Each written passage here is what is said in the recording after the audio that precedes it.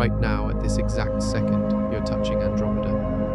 Not metaphorically, not poetically, physically. The outer halo of gas surrounding that galaxy has been overlapping the outer halo of gas surrounding our own for over 1 billion years. You are sitting inside the first stage of a galactic collision, and no one ever told you. You have been living inside it your entire life. Your parents lived inside it. Every human who has ever looked up at the night sky, every single one, going back to the first person who ever wondered what those lights were, did so from inside the collision zone. We just never had the instruments to notice. In 2020, a team of astronomers pointed the Hubble Space Telescope at something no one had properly measured before. Not Andromeda itself, the invisible cloud of ionized gas surrounding it. They called the project Omega, and the method was strange. They weren't looking at Andromeda directly, they were looking past it, at quasars, blindingly bright objects, billions of light years farther out, and watching how Andromeda's unseen gas bent and absorbed that distant light on its way to us. Here are the numbers, one at a time. Andromeda's halo of ionized gas extends roughly 1 million light years from its center. The Milky Way's halo reaches out almost as far. The two galaxies sit 2.5 million light years apart. Do the math. The halos have already been touching, passing through each other, mixing in the dark for over 1 billion years. And this is a galaxy holding 1 trillion stars, anchored by a black hole roughly 35 times heavier than our own, closing the distance at 250,000 miles an hour. So what actually happens when the rest of it arrives? Not the calm textbook diagram, the real version, the black hole merger, the star formation frenzy, the real chance that our entire solar system gets thrown out of the galaxy entirely. And here's the part almost nobody talks about. There is now genuine doubt among the scientists who study this for a living about whether the full collision happens at all. That uncertainty might be the most unsettling part of this entire story. Prepare yourselves. We begin. On a clear night, far enough from city light, you can find Andromeda with nothing but your own eyes. It sits in the constellation Cassiopeia, a faint smudge, easy to walk right past if nobody points it out to you. What you're seeing is light that left that galaxy 2.5 million years ago. It has been traveling this entire time across a gap so wide that number barely means anything, just to land on your retina for a fraction of a second before you look away.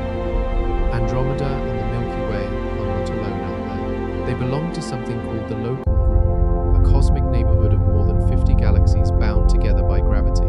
Almost all of them are small, faint dwarf systems, barely visible even with serious equipment, drifting in the gravitational shadow of the two real giants. The Local Group itself stretches about 10 million light-years across, and within that entire volume, two galaxies do almost all the gravitational work. The Oort cloud, a vast repository of icy bodies, is where these majestic travelers begin their long journey. Try to hold that number in your head for a second. At that speed, you could circle the entire Earth 10 times in a single hour. Andromeda has been moving at speeds like this, toward us, for longer than our species has existed. Which brings us back to that 2020 discovery. Project Omega wasn't trying to photograph Andromeda's halo, because you can't. It's gas so thin it produces no visible glow. Instead, astronomers selected a set of background quasars, extremely bright, extremely distant objects sitting billions of light years beyond Andromeda, directly behind it from our point of view. Then they watched what happened to that quasar light on its way to Earth. Here's the mechanism, and it's simpler than it sounds. Andromeda's halo is made of ionized gas, meaning atoms that have been stripped of some of their electrons. That gas absorbs very specific wavelengths of ultraviolet light. So when quasar light passes through the halo, certain wavelengths get eaten, leaving telltale gaps in the spectrum that reaches our telescopes. By mapping exactly which wavelengths went missing, and by how much astronomers reconstructed the halo's density and shape without ever seeing it directly, they were reading a shadow to describe something invisible. The result, Andromeda's halo, extends roughly 1 million light-years out from its center. The Milky Way, measured separately using the same kind of background light technique, has a halo that reaches out nearly as far, and the two galaxies sit about 2.5 million light-years Just line those numbers up. 1,000,000 light-years of halo reaching out from Andromeda.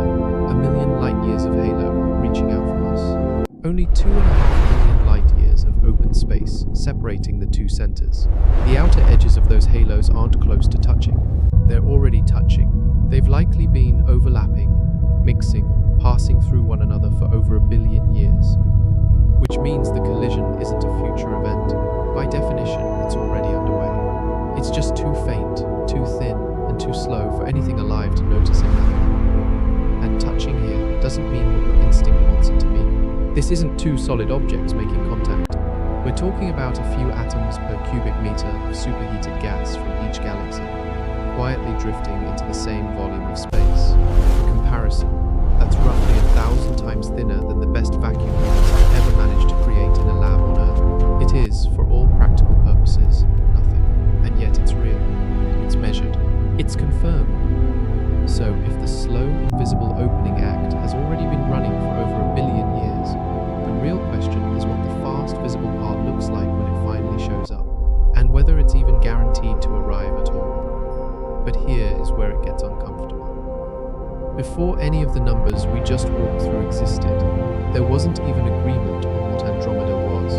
Not its distance, not its size, not whether it belonged to our galaxy at all. For most of recorded astronomy, nobody knew the difference between a nearby cloud of gas and an entire separate galaxy, because nobody had a way to measure it. That gap in knowledge came to a head on the night of April 26, 1920, inside the auditorium of the Smithsonian Museum of Natural History in Washington, D.C. Two astronomers stood up, one after the other, and argued opposite sides of a single question that would define the size of the known universe for whoever won. Harlow Shapley took one side, Heber Curtis took the other. Historians would later call it the Great Debate, and it's one of the rare moments in science where you can point to an exact night and say, here is where our sense of scale changed. Shapley's position was straightforward, and by the standards of the time, reasonable. The Milky Way, he argued, was enormous, far larger than anyone had previously calculated. Big enough, in fact, to contain everything visible in the night sky, including those faint, fuzzy patches of light astronomers called spiral nebulae. Andromeda, in Shapley's model, was just one of those nebulae, a nearby cloud of gas and dust, glowing faintly, sitting well within the boundaries of our own galaxy, not a separate place, just another feature of the one galaxy that made up the entire universe. Curtis argued the opposite. Those spiral nebulae, he said, were not clouds inside the Milky Way at all. They were separate galaxies in their own right, sitting at almost incomprehensible distances beyond our own. He called them island universes, a phrase that captures the idea perfectly. Entire galaxies, each one complete and self-contained, scattered across a void so vast that the Milky Way itself was just one island among many, not the entire ocean. Neither side had the data to settle it that night, and the debate ended without a winner. What it needed was a single, reliable way to measure distance to something that far away, and in 1920 that tool didn't exist yet. It arrived 3 years later, in the hands of a young astronomer named Edwin Hubble, working at the Mount Wilson Observatory, the largest telescope on Earth at the time. Hubble was studying Andromeda when he spotted something specific, a Cepheid variable star, a type of star that brightens and dims on a predictable schedule, and whose actual brightness can be calculated directly from how fast that schedule runs. Once you know a star's true brightness, and you can measure how dim it appears from Earth, distance falls out of the math. It's the same principle as knowing a light bulb's wattage and using its apparent dimness at a distance to calculate how far away it is. Hubble ran that calculation on the Cepheid he found in Andromeda, and the number that came back was almost absurd by the standards of 1923, roughly 900,000 light-years away. Later measurements would revise that figure upward to the 2.5 million light-years we use today, but the revision barely mattered next to the initial shock. Even at 900,000 light-years, Andromeda sat far outside any boundary Shapley's model could accommodate. It wasn't a nebula inside our galaxy. It was its own galaxy, entirely separate, sitting in the dark at a distance that made the Milky Way look small by comparison. Curtis had been right, and the universe Hubble's measurement revealed was not the tiny, single galaxy empty cosmos most astronomers had assumed they were living inside. It was something far larger and far stranger. Countless island universes, each one holding billions of stars, scattered across a void whose true size nobody had even guessed at before that one Cepheid variable gave up its secret. It's worth sitting with how disorienting that must have felt, arriving all at once. For every astronomer who had built a career studying the universe, believing the Milky Way and the universe were the same thing, Hubble's measurement meant the ground had shifted permanently. We were not looking at the entire cosmos. We were looking at one galaxy among an uncountable number of others, and the faint smudge in Cassiopeia that people had been walking past for centuries was one of our nearest neighbors in that much larger arrangement. That single measurement is the reason any of the numbers in this video mean anything at all. Every distance, every mass, every collision timeline that follows depends on the fact that Andromeda was finally recognized as what it actually is. Not a smudge inside our galaxy, but a galaxy of its own, close enough to eventually meet us. Here's a number you've probably heard before. 4 billion years. It shows up in documentaries, in textbooks, in casual conversation whenever someone brings up the end of the Milky Way. Andromeda hits us in 4 billion years. Clean, confident, settled. It's outdated. The people who actually study this collision for a living no longer treat that number as reliable, and the reason why is worth walking through slowly, because it says something bigger about how confident we should ever be in a cosmic prediction. The classic version of this story, the one built mostly on Hubble Space Telescope data, went something like this. A head-on collision starting around 4 billion years from now. The first violent passage between the two galaxies triggering peak star formation somewhere between 5 and 6 billion years out. Then a fully settled, single elliptical galaxy by 6 to 7 billion years from now. Neat. Sequential, almost like a countdown clock. Here's why that version existed in the first place. For over a century, astronomers could only measure one kind of motion with any real precision: radial velocity. That's the speed at which Andromeda is approaching us in a straight line, the same way a police radar gun clocks a car driving directly toward it. We've known Andromeda is closing that distance at roughly 250,000 miles an hour for a long time, and that number is solid. But radial velocity only tells you half the story. It tells you Andromeda is coming closer. It says nothing about whether it's coming straight at us or drifting sideways as it approaches. That gap in our knowledge stayed open for decades, simply because there was no instrument capable of measuring anything that small, that far away, that precisely. Then came Gaia. Gaia is a spacecraft launched by the European Space Agency in 2013 with one extraordinarily ambitious job: measure the positions, distances, and motions of over 1 billion stars with a level of precision no previous instrument could touch. It doesn't just take a single snapshot. It scans the entire sky over and over, year after year, watching how every star it tracks shifts by amounts smaller than a fraction of a pixel. Think of it as building the most accurate map of motion in the galaxy that has ever existed. Star by star, pass by pass, the picture sharpening a little more with every orbit the spacecraft completes. What Gaia gave astronomers was the missing half of Andromeda's motion. Here's the actual method. Andromeda itself is close enough that some of its brightest stars are individually visible to Gaia's instruments. Far beyond Andromeda, billions of light years further out, sit quasars, extremely distant, extremely bright objects so far away orbiting that a their dim position on red the sky star. doesn't shift at all This over a volcanic human lifetime. moon is a testament function to the as fixed raw points. power of the Cosmic cosmos. survey stakes hammered into the most distant background imaginable. By measuring the position of Andromeda's stars against those fixed quasar points year after year, astronomers could finally detect something that had never been measurable before: Andromeda's tiny sideways drift. Its transverse velocity, not just how fast it's approaching, which radial velocity had already told us for a century, but how much it's sliding laterally as it comes. And what that measurement revealed changed everything downstream of it. Andromeda has more sideways motion than the old models ever accounted for. Not a small rounding error, enough lateral drift to meaningfully reshape the incoming path of the entire galaxy. Picture two cars on a long straight road, both heading toward each other from a distance. From far away, it looks like a certain head-on collision, but one car is drifting sideways, just slightly, the whole way down that road. At 100 yards, that drift is invisible.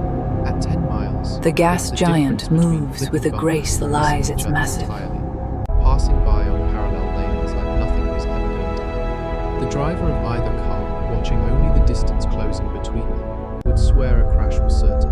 Only the sideways component tells you whether that's actually true.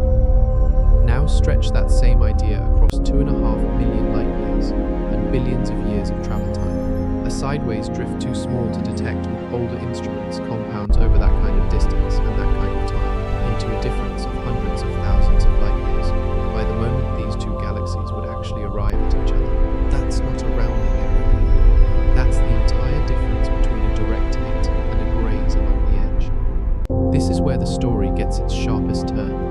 In 2025, a study led by astronomer Til Sawala, published in Nature Astronomy, took this updated Gaia motion data and ran it forward, not once, but across a full sweep of the uncertainty built into every measurement involved. The result, only about a 50% chance of any merger at all within the next 10 billion years, and less than a 2% chance of a true head-on collision happening in that old 4 to 5 billion year timeline everyone grew up hearing about. Let that sit for a second.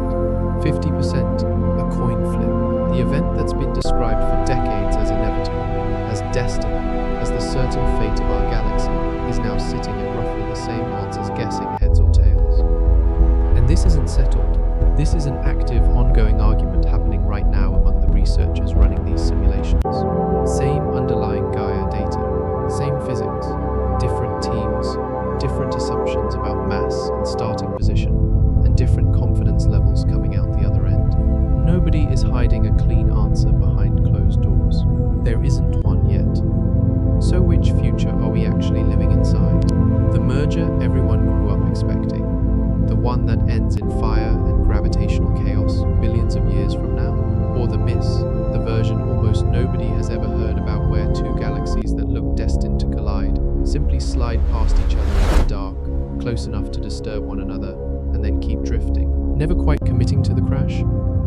That 50% figure didn't come from a single calculation. It came from something closer to a lottery, run over and over, with the laws of physics as the only fixed rule. Here's how the 2025 study actually worked. Researchers didn't plug in one set of numbers for Andromeda's mass, one number for its velocity, one number for its position, and run the simulation once. They built a Monte Carlo sweep. That means taking every measurement that still carries some uncertainty, and instead of picking a single value, sampling from the full range of values that measurement could realistically be. Then they did that again, and again, 100,000 times, each run a slightly different universe, each one built from numbers pulled from the honest uncertainty we actually have. Why go to that trouble? Because astronomers don't know Andromeda's mass with perfect precision. They know it within a range. Same with its velocity. Same with its exact position relative to us right now. Run the numbers once, using your best single guess for each of those values, and you get one confident-sounding answer that might be wrong in a way you'd never catch. Run it 100,000 times, letting the computer roll the dice across the real spread of possible values, and you get something far more honest, a distribution. A picture of every future the current data can actually support. The split that came back was almost exactly even. Roughly half of those 100,000 simulated futures end in a merger. The other half show the two galaxies swinging past each other in a long, slow flyby, drifting apart afterward, before gravity eventually hauls them back for another pass.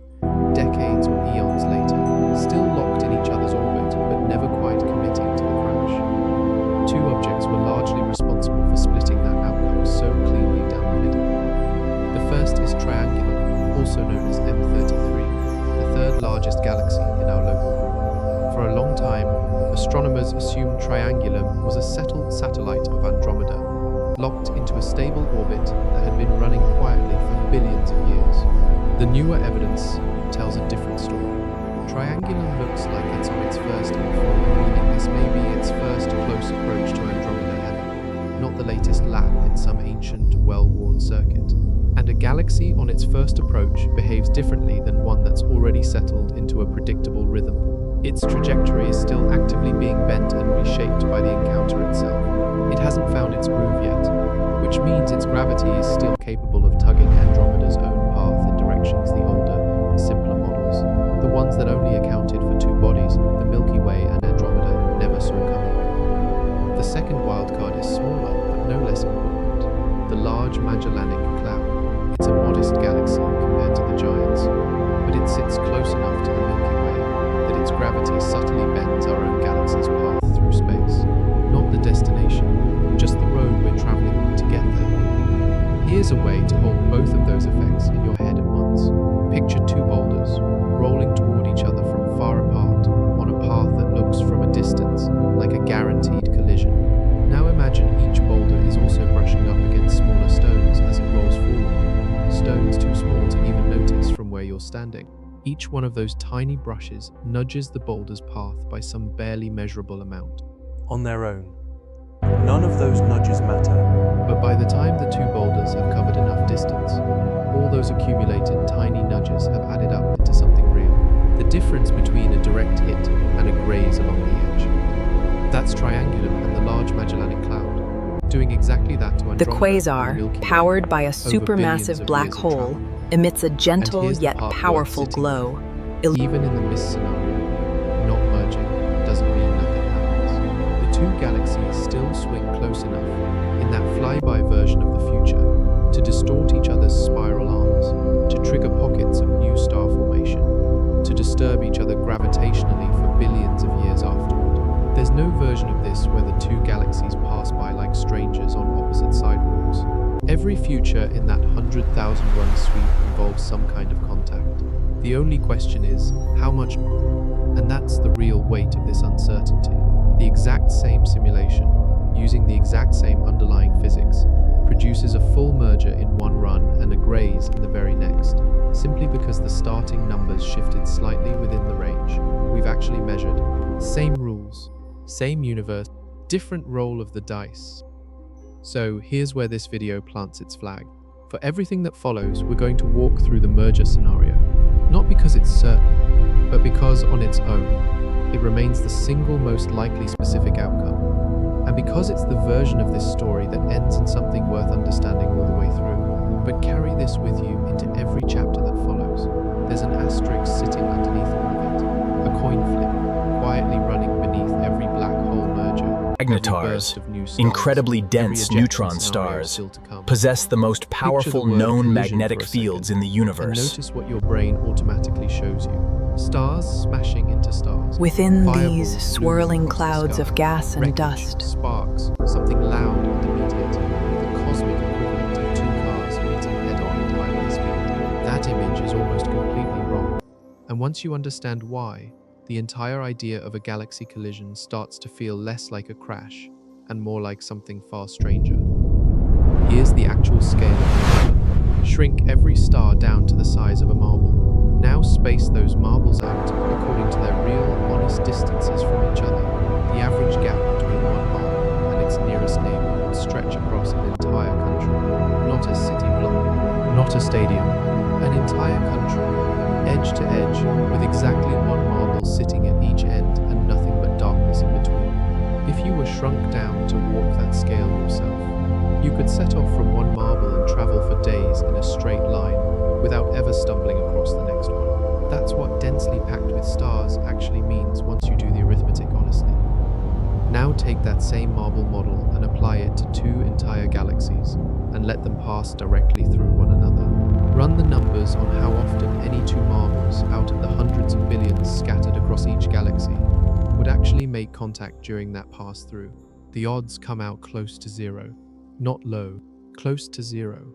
You could send two galaxies straight through each other, star for star, and walk away with the two of them almost entirely unscathed at the individual stellar level. Two entire populations of stars numbering in the hundreds of billions each sliding past one another across an event lasting millions of years, and the chance that even one single pair of them physically touches stays vanishingly small the entire time. That's because galaxies, despite how solid they look in a photograph, are mostly empty space with a light sprinkling of stars scattered through the void, which means the first real pass between Andromeda and the Milky Way isn't going to look like a crash. It's going to look like two ghosts walking through each other. Stars sliding silently past stars, each one wrapped in its own light years of nothing, completely indifferent to the fact that an entire second galaxy is passing directly through its neighborhood. So if the stars themselves barely notice, what actually does the work here? Three things: gas clouds, dust lanes, and gravity itself. Unlike stars, gas and dust genuinely fill the space between those scattered points of light, and unlike stars, they respond instantly to a close encounter. Gravity doesn't need two objects to touch to do its damage. It reaches across the entire gap, pulling and stretching everything in its path, whether that thing is solid or not. This is where the Gaia-informed timeline comes back into the picture. Using that updated sideways motion we walked through earlier, the current best estimate puts the first close pass at roughly 4.5 billion years from now. That's the moment the two galaxies' disks first begin From the to rugged genuinely surface of the overlap. moon, we witness the majesty of the Andromeda galaxy rising over the horizon. Here's what tidal forces actually do once that overlap begins. Each galaxy's gravity doesn't pull on the other one evenly. The near side of a galaxy, the side facing its approaching neighbor, gets pulled much harder than the far side, simply because it's closer. That mismatch stretches the tidy, disciplined shape of a spiral galaxy into something distorted and elongated, like pulling one edge of a spinning plate while the rest of it tries to keep spinning around. The near side accelerates toward the intruder. The far side lags behind, still obeying whatever orbit it was following before any of this started. A shape that took billions of years to organize into a clean, rotating disk starts coming apart at exactly the seam where that mismatch is strongest. The structures that come out of that stretching are enormous, long bridges of stars and gas, connecting the two galaxies directly. Physical strands of material, linking one system to the other, visible proof that these two things used to be separate and are no longer entirely so. And tails stretching outward in the opposite direction, flung out behind each galaxy like the wake behind a boat, some of them reaching hundreds of thousands of light years into open space. Every star caught up in one of those tails is still bound to its parent galaxy, technically, but flung out on an orbit so wide and so slow that it might as well be visiting a different neighborhood for a few 100 million years before gravity finally holds it back.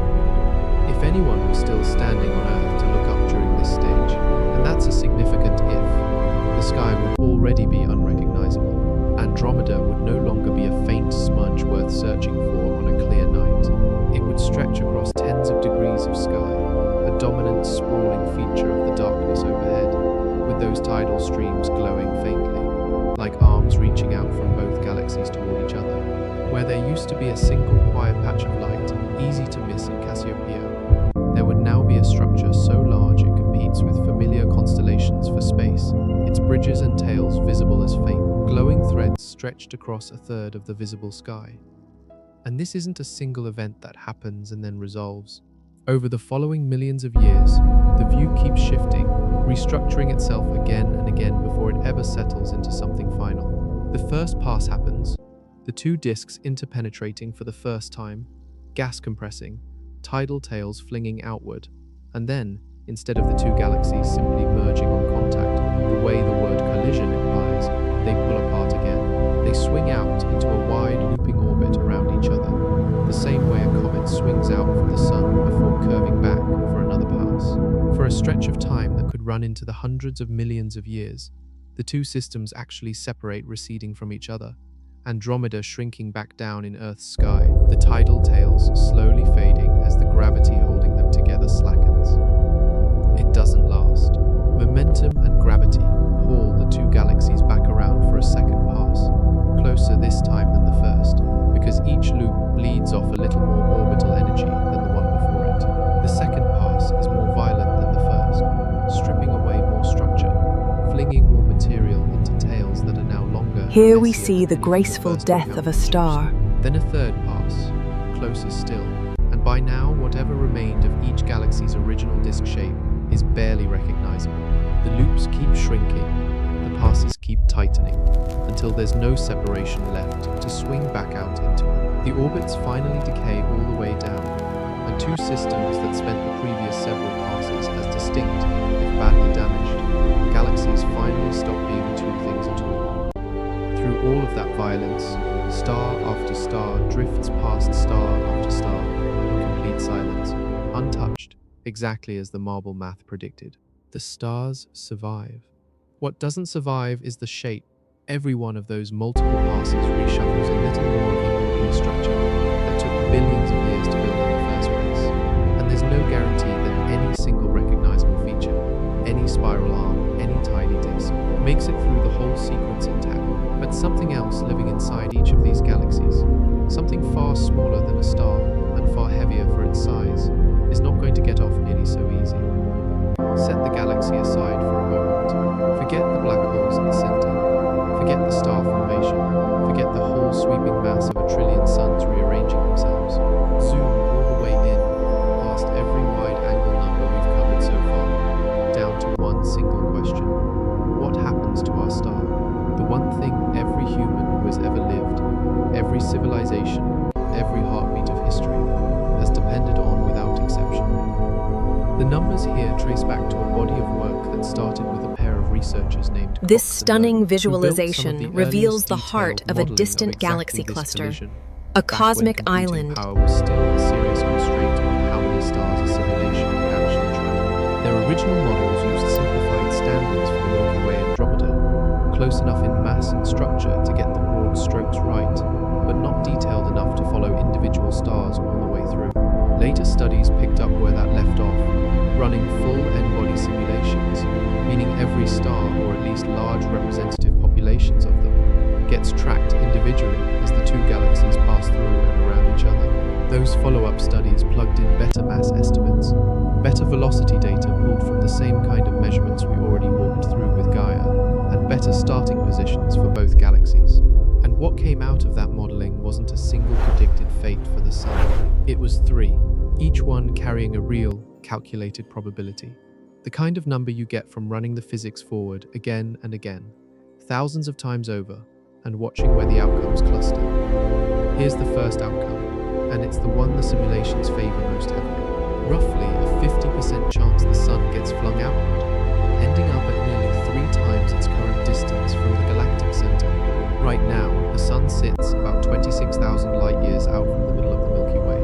Triple that, and you're looking at a solar system parked far out in the sparse, quiet edge of whatever Andromeda becomes, well past where most of the galaxy's remaining stars are still concentrated. Not destroyed, not disrupted, just relocated into a much wider, much lonelier orbit around the newly merged galaxy. Here's the This massive storm system, visible for centuries, dwarfs anything in our own solar system. A smaller, but still real chance that the Sun stays roughly where it already is, relatively undisturbed.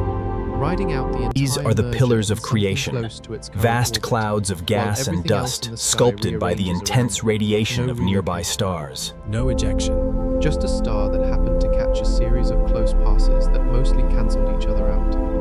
And here's the third outcome, the one most people fixate on the second they hear it. About a 12% chance the entire solar system gets thrown clear out of the merged galaxy completely, not relocated within it, ejected from it, cast into intergalactic space with no galaxy left to orbit at all. So why does any of this happen? The physics underneath these three outcomes is simpler than it sounds, and it comes down to timing and proximity. During the chaos of the merger, stars pass close to other stars and close to clumps of dark matter scattered through both galaxies. Every one of those close passes acts like a small gravitational slingshot, the same basic mechanism spacecraft engineers use on purpose when they swing a probe past a planet to pick up speed. Except here, nobody is steering and nobody is choosing the angle. Some stars lose energy during that pass and drift inward, settling into a tighter orbit than before. Others gain energy from the exact same kind of encounter and get flung outward instead. The difference between the two outcomes comes down to something as small as which side of the other object a star happens to pass on, and how fast it's moving when it does. There's no fairness to it, no pattern you could predict star by star ahead of time. It comes down entirely to the specific angle and the specific timing of whatever close pass a given star happens to experience, multiplied across however many of these encounters it racks up before the chaos finally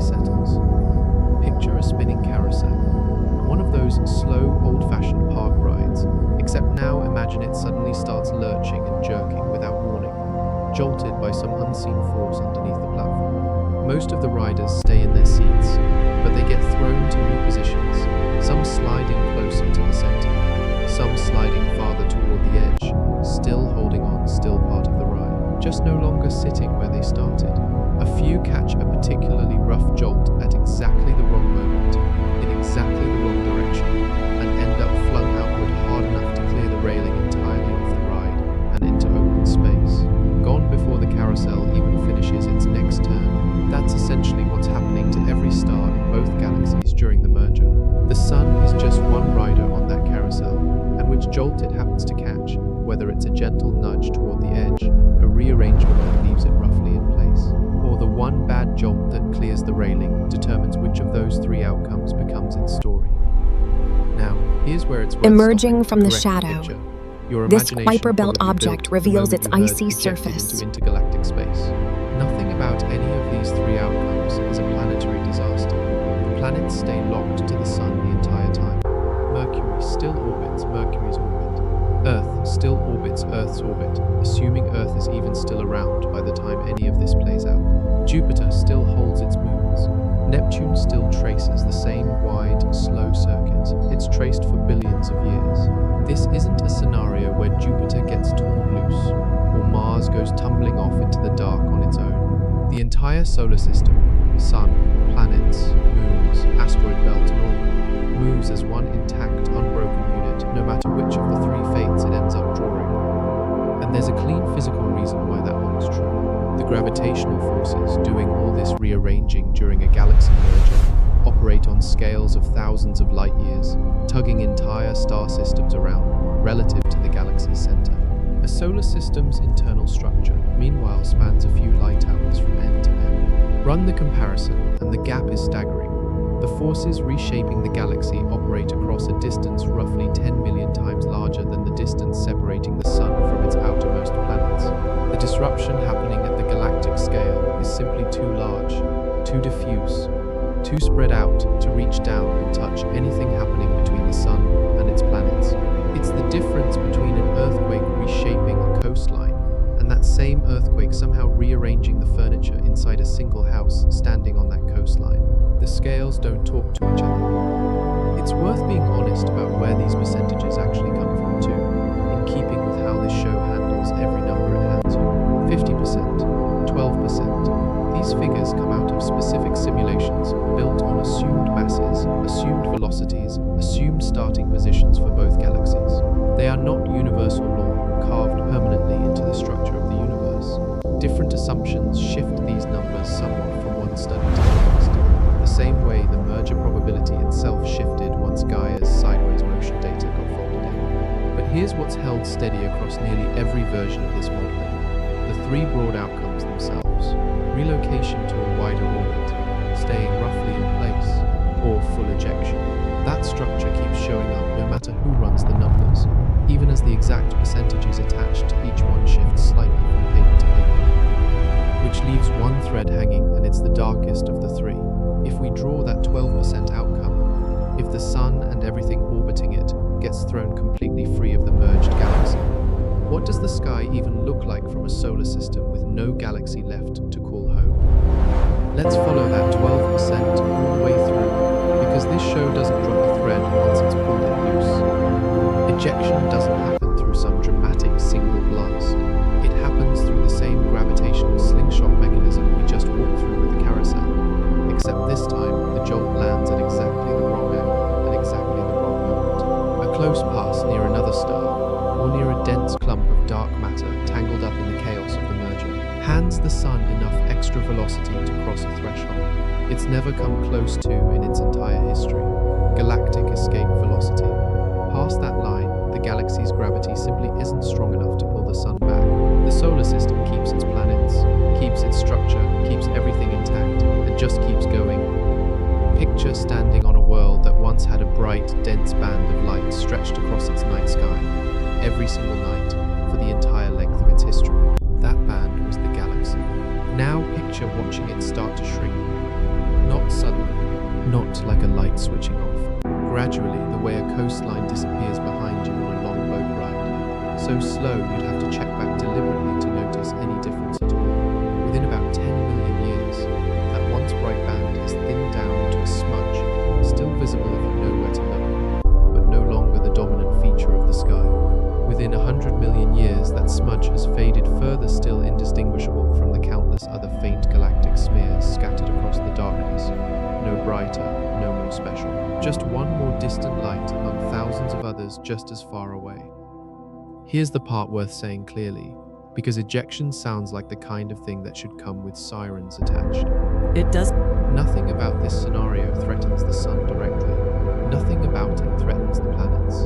The physics that flings a solar system loose from its galaxy operates on exactly the same scale we covered a moment ago, thousands of light years. Nowhere near small enough to reach down and disturb anything happening between the sun and the worlds orbiting it. Isolation, in this case, is not the same thing as danger. A star drifting alone through the space between galaxies is still just a star doing what stars do, burning quietly, holding its planets in place, utterly indifferent to the fact that there's no longer a galaxy around it. And it's worth remembering, before we move on, that this is the less likely branch of the sun's story. Most stars caught up in this kind of merger don't cross that escape threshold at all. They get pushed outward, sometimes dramatically, into wider and lonelier orbits, exactly like the 50% outcome from a moment ago. But they stay bound. They stay part of whatever the merged galaxy becomes. Full ejection is the rare draw, not the expected one. But while our star's fate is still being decided, something far larger is stirring in the center of both galaxies. There's a place in our solar system we haven't talked about yet, and it's the one part of our cosmic backyard that actually has reason to worry. Every planet we've mentioned so far, Mercury, Venus, Earth, Mars, all the way out to Neptune, stays locked in place through this entire story. Their orbits don't budge. The sun's gravity holds them in a tight, disciplined grip at those distances, and nothing happening galaxies away is strong enough to loosen that grip. But go past Neptune, past Pluto, past the scattered icy debris of the Kuiper Belt, and you eventually reach something far more fragile, the Oort cloud. Picture a hollow sphere, not a disk, wrapping all the way around the solar system in every direction, stretching out somewhere between 1 and 2 light years from the sun. Fill that sphere with trillions of icy bodies, most no bigger than a mountain, left over from the same disk of debris that built the planets 4.5 billion years ago. This is where long-period comets come from, the ones that swing through the inner solar system only once every few thousand or few million years before vanishing back out into that dark, distant shell. The reason it belongs in this story is exactly the reason the planets don't: distance. At 1 to 2 light years out, the sun's gravitational grip on that icy shell is weak, barely stronger than the pull of anything else nearby. That's a fragile equilibrium, held together more by a lack of disturbance than by any strong binding force. And a merger between 2 entire galaxies is, if nothing else, a disturbance. Here's the mechanism. As other stars, and the Milky Way's Andromeda's disrupted stellar populations, pass closer to our solar system than they normally would during the chaos of the merger, their gravity reaches into that outer shell. It doesn't need to touch anything directly. A star passing within a light year or 2 is enough to tug at the loosest, most distant Oort cloud objects, nudging some of them out of their long, slow orbits and sending them falling inward toward the sun, toward the planets, toward us. One nudged comet is nothing, but if a close stellar pass disturbs enough of that shell at once, the result isn't a single comet, it's a spike, a temporary but real increase in the rate of comets crossing into the inner solar system, an episode that could stretch on for hundreds of thousands of years before the rate settles back down. The reflection nebula, a cosmic canvas painted by starlight, illuminates the rugged beauty of this distant and world. some, if the odds broke badly enough, would find their way to Earth. It's worth being honest about how much of this is speculation and how much is fact, because this is where the show has to be careful not to oversell the danger. Nobody can model an individual comet's path a billion years in advance. What astronomers can do is model the statistics. How often a close stellar pass happens during a merger like this, how strongly it disturbs a shell of that size and distance, and what fraction of the disturbed objects would plausibly end up on an Earth-crossing path. Run those numbers, and the odds of any single catastrophic impact stay low. not zero, low. And that's really the whole shape of this chapter. Everything closer to the Sun than Neptune stays exactly where the physics says it should, locked tight, indifferent to whatever is happening, galaxies away.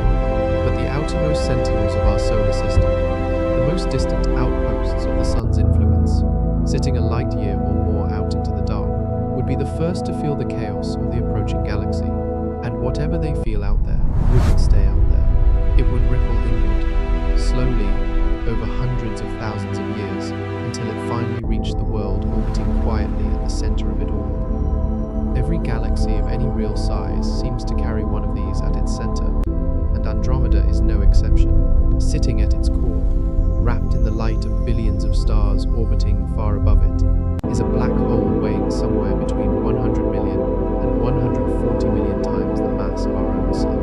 Our galaxy has one too. Sagittarius A, sitting at the heart of the Milky Way, comes in at roughly 4 million solar masses. Line those two numbers up next to each other, and the comparison stops being interesting and starts being unsettling. This isn't Andromeda's black hole being twice the size of ours. It isn't even 10 times the size. We're talking about something in the range of 30 to 35 times more massive than the object anchoring our entire galaxy. Sagittarius A is already, by any human measure, an incomprehensible object heavy enough to hold an entire galaxy's worth of stars in orbit around it. Andromeda's central black hole makes that look almost modest by comparison. Mass like that doesn't stay contained to some small, tiny point in space.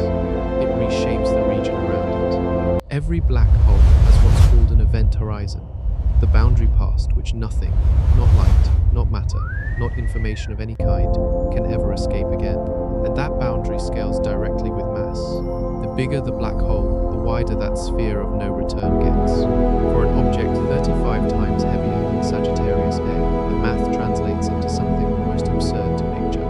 An event horizon wide enough to swallow the entire orbit of Mars. Not the planet.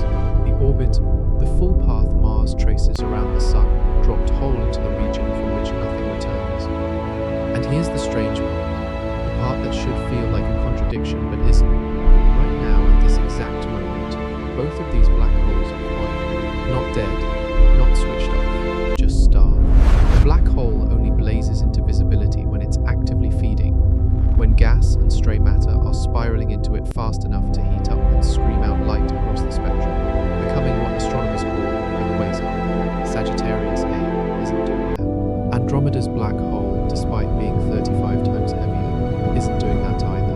Both of them are sitting there in the dark, occasionally, sipping at some stray gas cloud that wanders too close, but nowhere near the feeding frenzy that would light either one up as a bright, screaming beacon visible across the galaxy.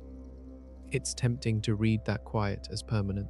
It isn't. A black hole's silence only tells you about its current diet, not its nature. Starve it, and it goes dark. Feed it, and it wakes up fast, sometimes in a matter of years, sometimes faster than that. And there are very few events in the known universe better at feeding a black hole than two entire galaxies colliding. Which is exactly what's coming. Somewhere down the line of everything we've already walked through. The tidal stretching, the long bridges of gas connecting the two galaxies, the slow gravitational chaos, scrambling stellar orbits, all of that disturbed material has to go somewhere. And a significant portion of it is going to get funneled straight toward the center, toward both black holes. At the same time, two monsters, sitting quietly in the dark for now, about to be handed more fuel than either of them has seen in a very long time. Feeding is one thing, meeting is another.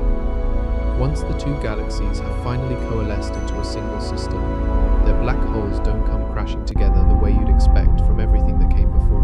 There's no dramatic head-on impact waiting at the center. Instead, each black hole finds itself sitting somewhere inside the newly merged galaxy, still separated from the other by a gap of thousands of light years, and from there the two of them begin sinking. Slowly, toward each other, toward the center of whatever this new galaxy has become. The force doing that, sinking, has a name, dynamical friction, and it works nothing like the friction you picture from everyday life. Imagine a black hole moving through a galaxy's core as something like a boulder rolling down into a valley, except every star it passes and it acts like a small tug of resistance, a tiny gravitational hand reaching out and stealing a sliver of its orbital energy. No single star does much on its own, but there are millions of them in the way, and each close pass drains a little more speed, a little more momentum, pulling the black hole deeper toward the bottom of that gravitational valley with every pass. Over time, billions of light years away, the quasar illuminates the surrounding nebula, a beacon in the vast darkness of intergalactic space. Spirals slowly down the sides of a bowl before finally reaching the center. Here's the number that should surprise you. Once you understand how long everything else in this story has taken, once the two galaxies have properly coalesced, simulations show the two black holes spiraling together and merging in well under 20 million years. 20 million years sounds enormous by any human measure, and it is. But set it against the timeline of everything that came before it, the billions of years the galaxy merger itself takes to fully play out, and 20 million years is nothing. It's a blink. The slow galactic drama runs for eons. The black holes finish their part of the story almost as an afterthought once the stage is finally set. But getting close isn't the same as getting there. And this is where astronomers run into something they've nicknamed the final parsec. Dynamical friction is extremely good at doing one specific job. A journey to the heart of a quasar reveals the raw energy of the early universe. A gap measured in a single parsec, roughly 3 light years. That part of the journey, the sinking through the crowded stellar sea around them, works reliably in nearly every simulation. The trouble starts after that. Once the two black holes get close enough, most of the stars capable of stealing raw orbital energy from them have already been flung away by earlier close encounters, kicked out of the neighborhood entirely, without stars left nearby to drag on, and without enough leftover gas to do the same job. The two black holes can stall out, locked in a slow, stubborn orbit around each other, with nothing left to close that final stretch. Whether they actually finish the job depends on details astronomers are still working out. How much gas is still hanging around? How many stars are still close enough to keep draining that last bit of energy? For now, picture it exactly as it stands. Two invisible giants, each 135 times different in scale from the other, spiraling toward each other in complete darkness, closing the last stretch between them faster and faster. With the outcome of that final approach still resting on forces astronomers can model but haven't fully pinned down. Everything before this point has run on a timescale too big to feel. Billions of years for the galaxies to close in, millions of years for the black holes to sink toward each other through dynamical friction. Now, the pace changes completely, and it changes fast. In the final hours before merger, the two black holes stop behaving like distant orbiting bodies and start behaving like something closer to a single violent object. They whip around each other hundreds of times per second, not per year, not per day, per second. Two objects, one of them potentially 100 times heavier than the other, locked into an orbit so tight and so fast that the separation between them is shrinking with every single pass. Then it's over. The actual merger, the moment the two event horizons touch and become one continuous boundary, takes a fraction of a second. After a journey that started billions of years earlier, after all that slow sinking through stellar drag, after the long stall at the final parsec, the finish line arrives almost too fast to register. Two separate objects, then in less time than it takes to blink one. That moment doesn't happen quietly. It sends a signal outward, and the signal isn't light. It's a ripple in space-time itself, a genuine distortion in the fabric that everything else in the universe sits inside of. Astronomers call these gravitational waves, and for most of the last century they existed only on paper, a strange prediction buried in Einstein's equations that nobody had the technology to confirm. That changed. Spanning thousands of light years, the galactic stream offers a glimpse into the universe's history. Picked up their first confirmed signal from a black hole merger and proved the prediction real. Space itself stretches and compresses ever so slightly. When something like this happens, here's the honest limitation, and this show doesn't skip past honest limitations. LIGO and Virgo are built to catch mergers between black holes with masses in the range of stars, tens or hundreds of solar masses, producing gravitational waves that oscillate at frequencies fast enough for those detectors to register. A merger between two supermassive black holes, one of them potentially 100 million solar masses, produces waves that are far too slow, far too low frequency for anything LIGO or Virgo could ever pick up. Catching this specific signal is a job for instruments that don't fully exist yet. Space-based detectors, designed to sense wavelengths stretched out over distances too vast for a ground-based facility to hold. Pulsar timing arrays, which use the flickering rhythm of dead stars scattered across the galaxy as a kind of natural distributed detector. The technology to actually witness this exact event is still being built. The newly formed black hole doesn't settle immediately either. It shudders. Billions of stars swirl within this barred spiral galaxy, held together by the mysterious force of gravity. Still shedding the last of its energy into sound before it finally goes still. The merged black hole does the same thing gravitationally, oscillating through a brief, violent adjustment period before settling into a stable, quiet shape. And here's where the numbers land. The final black hole, once everything has calmed, would weigh somewhere near 140 to 150 million solar masses, roughly the sum of what went in, but not exactly the sum. A slice of that mass, potentially several percent of the entire black hole, doesn't end up in the final object at all. It converts directly into the energy carried outward by the gravitational waves themselves. Mass turned into a ripple in space-time, radiating away in every direction at the speed of light. There's one detail. Orbiting this faint red dwarf star is a vast, ancient debris field. The scale of the asteroid belt is truly humbling. And the two supermassive black holes at the center of this merger almost certainly won't spin in perfectly matched directions. When two spinning objects that heavy merge and their spins don't line up cleanly, the resulting gravitational waves don't radiate outward in a perfectly even sphere. They radiate lopsided. More energy escapes in one direction than in the opposite direction. And since energy escaping in a direction means momentum is being carried away in that direction, something has to balance the books. That something is the newly formed black hole itself. It gets kicked in the direction opposite all that lopsided radiation, like a rifle recoiling when the bullet leaves the barrel. Astronomers call this a recoil kick, and the physics behind it works a lot like a badly struck shot on a pool table. Hit a cue ball dead center, and it drives straight forward into whatever it's aimed at.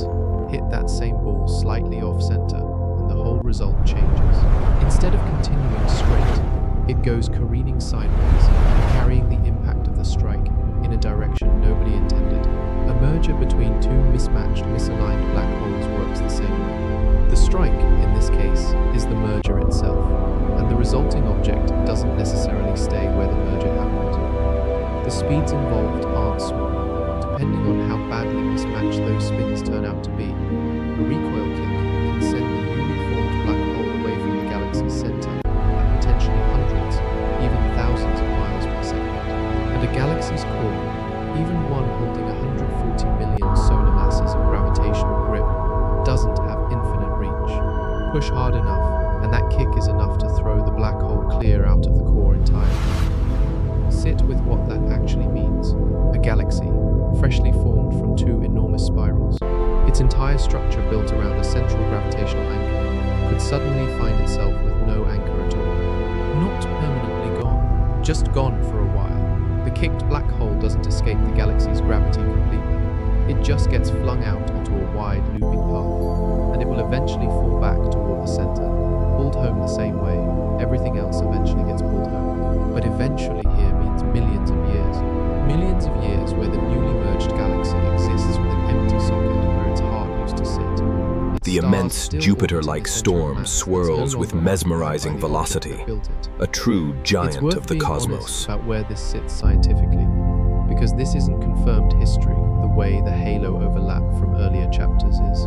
This is a predicted phenomenon, modeled and expected based on how spin and mismatched mergers behave in the simulations astronomers have run. Whether it actually happens to this specific pairing, whether the spins line up cleanly enough to avoid it, or mismatch badly enough to trigger it, isn't something we can know in advance.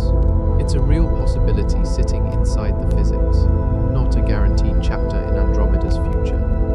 But whether the black hole stays put or goes wandering for a few million years, everything it leaves behind in that galaxy's core still has to answer to what just happened above Somewhere in the merger's final act, after the two black holes have spent millions of years spiraling closer through dynamical friction after they've stalled at the final parsec and eventually broken through, something happens that will rank among the most violent events this corner of the universe has ever produced. Sagittarius A, 4 million solar masses, and Andromeda's black hole. From this vantage point, the Earth's atmosphere appears as a thin, glowing veil against the infinite expanse of the They'll cosmos. shake the fabric of space itself.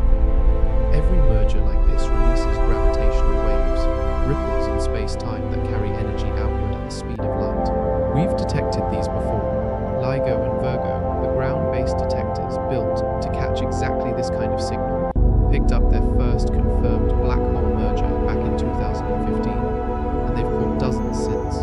But here's the problem. LIGO and Virgo are tuned to catch mergers between black holes with masses in the range of stars, tens or hundreds of solar masses, producing waves that oscillate fast, somewhere in the tens to hundreds of hertz.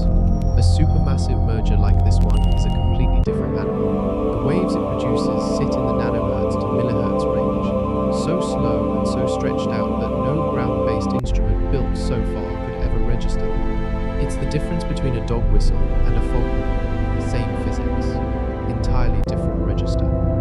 Catching a signal that's slow requires an entirely different kind of ear. Right now, the closest thing astronomers have is something called a pulsar timing array. Millisecond pulsars, the collapsed remains of dead stars, spin with a regularity that rivals atomic clocks, sending out beams of radiation with almost perfect timing. Astronomers monitor dozens of these across the galaxy, and if a gravitational wave passes through, it very slightly stretches and compresses the space between Earth and each pulsar, shifting the arrival time of those pulsars by fractions of a second. Watch enough pulsars long enough, and that stretching shows up as a pattern. It's a galaxy-sized detector, built not from mirrors and lasers, but from the flickering rhythm of dead stars scattered across the sky. Even that won't be enough on its own. The instrument actually designed for this kind of signal doesn't exist yet. It's called LISA, the Laser Interferometer Space Antenna, a planned mission that will fly 3 spacecraft in a triangle formation, each one holding a laser locked onto the other two, with arms stretching millions of kilometers between them. Space itself becomes the measuring device. When it eventually launches, LISA will be built specifically to catch mergers like this one, the slow, massive, low-frequency crashes that ground-based detectors simply can't hear. And here's the cruel part. None of that will matter for this particular merger. It's still billions of years away, long after any human instrument or any human exists to record it. LISA might catch signals like this from other galaxies in our lifetime. It will never catch this one. If it could, here's roughly what the signal would look like. A slow chirp rising in both frequency and amplitude over millions of years as the two black holes spiral closer, the pitch climbing the way a wave climbs before it breaks, until the final moments compress that entire climb into a fraction of a second, a last burst of energy as the two event horizons touch and become one. What's left afterward isn't silent either. The newly merged black hole rings like a struck bell, oscillating through a brief, violent adjustment period, shedding its distorted shape until it finally settles. Within these luminous star-forming regions, we witness the graceful dance of cosmic structures on an unimaginable scale. Total silence. No detector waiting, no observer counting down, just space itself flexing outward in every direction. Ripples spreading through a cosmos that by then will have long since stopped listening. Step back from the black holes for a moment, away from that empty socket at the center, and look at everything surrounding it. 1 trillion stars, give or take, spread across 2 galaxies that are now in the process of becoming one. That's the real scope of what's being rearranged here, and the black holes are only ever a tiny fraction of the story. Most of those stars are going to be fine. We already walked through why. The sheer emptiness between them means the odds of any 2 stars actually colliding during this entire process stay close to 0, but surviving a collision and staying put are 2 different things. Here's a number worth sitting with. Across both galaxies, the chance of any single star getting ejected from the merged system entirely is estimated at somewhere between 10 and 20%. Run that percentage against 1 trillion stars and the abstraction disappears fast. 10 to 20% of a Behold trillion the isn't a quasar. rounding error. a beacon of unimaginable power. Individually flung loose from the gravity that's held them since before they finished forming, sent drifting into the dark space between galaxies with nothing left to orbit. Some of those stars won't just drift, they'll be thrown close to the merging black holes where gravity is doing its most violent, chaotic work. Binary star systems occasionally wander into exactly the wrong kind of encounter. One star in the pair gets captured, pulled into a tighter orbit around the black hole. The other gets the opposite treatment, flung outward at a speed that has nothing Gaze upon gentle Sharpless about. 2308, Astronomers call the survivors often of known that as kind the of Dolphin encounter Nebula, hypervelocity located stars. some And 5,000 the name light-years isn't from an Earth. exaggeration. These are stars that leave the scene of a black hole's gravity moving fast enough to outrun the galaxy that made them, tearing through space at a clip that would take them clear across the entire merged system and out the other side before slowing down. Picture what that looks like from the inside of one of those stars, if it happened to be carrying a planet along with it. A world that spent its entire history under a bright, familiar band of light stretched across its sky, and then, over the course of a few million years, watches that band start to shrink, not vanish, shrink. The galaxy it once called home receding, dimming, folding down into a faint smear against the black, no different from the dozens of other faint smears scattered across the same sky, until there's nothing left to distinguish it from any other distant light. That's the fate waiting for the ejected fraction. But the majority, the stars that don't cross escape velocity, that don't get caught in one of these violent slingshot encounters near the core, aren't getting off untouched either. They're staying. And staying means something has to happen to the shape they're all moving in. Because a trillion stars, rearranged this violently, cannot possibly settle back into anything resembling the two neat spirals they started as. Whatever structure survives this, whatever shape holds together once the ejected stars are gone and the wanderers have finished wandering, is going to look nothing like Andromeda or the Milky Way ever did. Here's a pattern that shows up again and again in nearly every major galaxy merger astronomers have ever modeled or observed. Two spirals go in and one elliptical comes out. Not sometimes, almost every time. And once you understand what actually makes a spiral galaxy a spiral in the first place, that outcome stops being a coincidence and starts looking like the only thing that could possibly happen. A spiral galaxy holds its shape because its stars move together in roughly the same plane, orbiting the center in the same general direction, like water circling a drain in an orderly, predictable pattern. That coordination is the entire reason the spiral arms exist. Take away the coordination, and the arms have nothing left to hold them together. That's exactly what a merger does. The gravitational chaos of two galaxies passing through and around each other doesn't ask any star's orbit for permission. Every close pass, every tidal stretch, every slingshot near the black holes we've already walked through, nudges stars out of that clean, shared rotation and into something far messier. Multiply that disruption across a trillion stars, and the organized traffic pattern that built the spiral simply stops existing. Picture a highway at rush hour, cars moving in orderly lanes, everyone traveling the same direction, spacing themselves out by habit and instinct.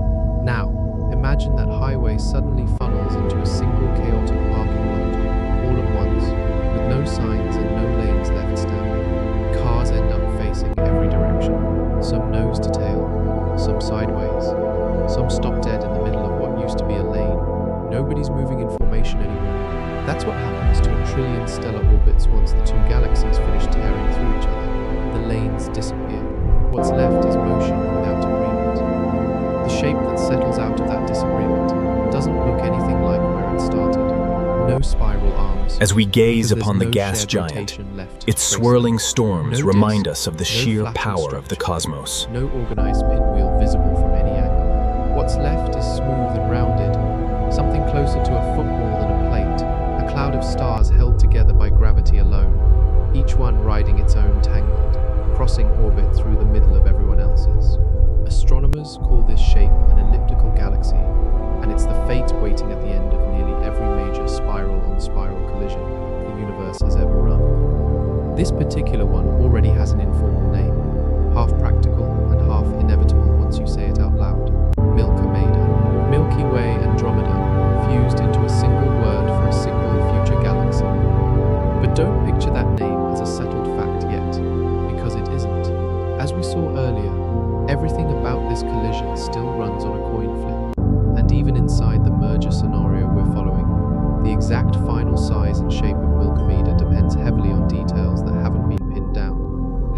mass each galaxy actually contributes, how the orbits play out across multiple passes, which of the 100,000 simulated futures ends up closest to reality.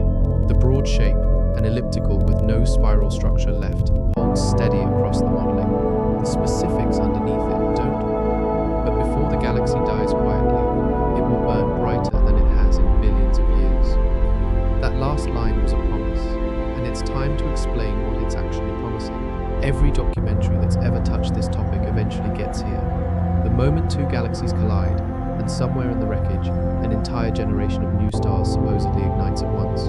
That's the burst of creation people picture when they hear the word collision. So what's really triggering it? And does it live up to the fireworks show it's been sold as? Start with what's actually available to burn. Both Andromeda and the Milky Way have been forming stars for over 10 billion years, and star formation is a one-way transaction. Every time a cloud of hydrogen collapses into a new sun, that gas is spent. It doesn't come back. Run that process for 10 billion years across two galaxies this size, and by the time they're actually close enough to interact, both of them are already fairly gas-poor, not empty, just running on fumes compared to what they started with. Most of their original raw material long since locked up inside stars that already lived, and in many cases already died. That doesn't mean nothing happens when what's left collides. Gas clouds drifting through each galaxy's disk get caught in the crossfire of the encounter, and when they slam into each other, they compress. Compressed gas heats up, and heated, compressed gas is precisely the condition a new star needs to form. It's not a complicated mechanism. It's the same basic physics that's driven every stellar nursery in the universe, just triggered here by two entire galaxies shoving their leftover material together at once. Picture clapping your hands together with a handful of flour caught between your palms. The impact doesn't destroy the flour. It throws it outward into new clumps, denser in some spots than others. Scattered in a pattern the flour never would have found sitting still. That's what a galaxy collision does to whatever gas is still floating around inside each disk. The impact reshuffles it into denser pockets, and those pockets are exactly where new stars get their start. So the mechanism is real. Here's where this story splits from the version you've probably already heard. Research modeling this specific merger, plugging in Andromeda and the Milky Way's actual measured gas content, rather than an idealized, gas-rich galaxy from an early simulation, keeps landing on the same conclusion. The resulting starburst is likely modest, not the galaxy-wide fireworks show so many older explainers still describe, not a blaze bright enough to outshine either galaxy's combined starlight. Modest, because there simply isn't enough leftover fuel sitting in either disk to produce anything more dramatic than that. It's worth sitting with how different that is from the picture most people carry into this topic. No sudden wall of light. As the crimson sun crests the horizon, it reveals the ancient, weathered face of Mars. Restrained uptick in new star formation, built entirely from whatever scraps of gas the two galaxies still have left after 10 billion years of spending it. Modest compared to a fireworks show, sure, but modest doesn't mean meaningless. Whatever comes out of this compression is still enough to reshape the merged galaxies next few 100 million years, seeding it with new stars that wouldn't exist otherwise. Stars that carry consequences of their own once you look at what they're actually made of and how long they're built to last. So what actually comes out of that compression? Not a single event, but a scattered collection of construction sites, spread across the wreckage wherever gas happened to pile up densely enough. The raw material for this stage isn't a smooth, even mist of hydrogen. It's clumped into giant molecular clouds, some of them stretching hundreds of light years from end to end, cold and dark, and already sitting right at the edge of collapse before the merger ever touched them. Tidal compression is what pushes them over that edge, the same stretching, pulling gravity that warped each galaxy's spiral shape into long bridges and tails reaches into these clouds too, squeezing them from multiple directions at once. A cloud that might have sat stable for millions of years, slowly cooling, slowly thickening, suddenly finds itself under enough external pressure to finally give in. It doesn't explode outward. It caves inward, fragmenting into pockets dense enough for gravity to take over completely, and each of those pockets becomes the seed of a new star. Here's the honest number attached to all of this.